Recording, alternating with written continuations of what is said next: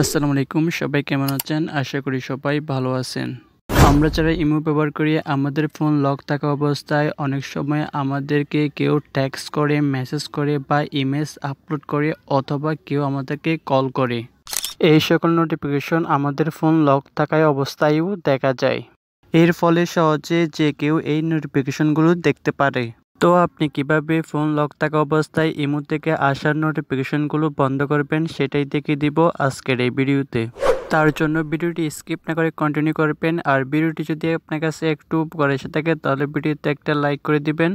এরকম প্রয়োজনীয় ও tech related video পেতে আমার এই চ্যানেলটা সাবস্ক্রাইব করে পেজটা ফলো করে সাথেই থাকবেন।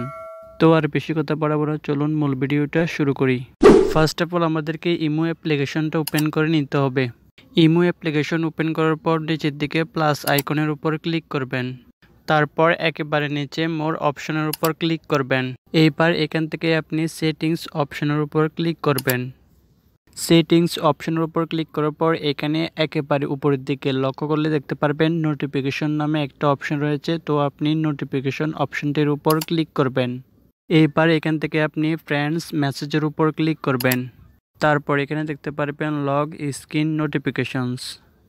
এর নিচে লগ স্ক্রিন নামে একটা অপশন রয়েছে যেটা এনেবল করা আছে, যার ফলে আমার ইমো আইডি থেকে যদি কোনো নোটিফিকেশন আসে, আমার ফোন যদি লকও থাকে তাহলে ওই নোটিফিকেশনগুলো শো হবে, যেমনটাই স্ক্রিনে দেখানো মতে দেখতে পারবেন।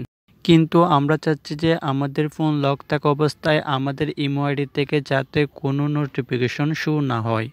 এর জন্য আমাদেরকে শুধুমাত্র একটাই কাজ করতে হবে, এখানে লক স্ক্রিন এটাকে আমরা ডিসেবল করে দিব। এর ফলে আমাদের ফোন লক থাকা অবস্থায় আমাদের ইমো আইডি থেকে কোনো নোটিফিকেশন শো হবে না। তো আজকের এই ভিডিওটা এ পর্যন্ত, দেখা যাচ্ছে পরবর্তী অন্য কোনো নতুন ভিডিওতে। সে পর্যন্ত ভালো থাকবেন, সুস্থ থাকবেন, এই চ্যানেলের সাথেই থাকবেন। আল্লাহ হাফেজ।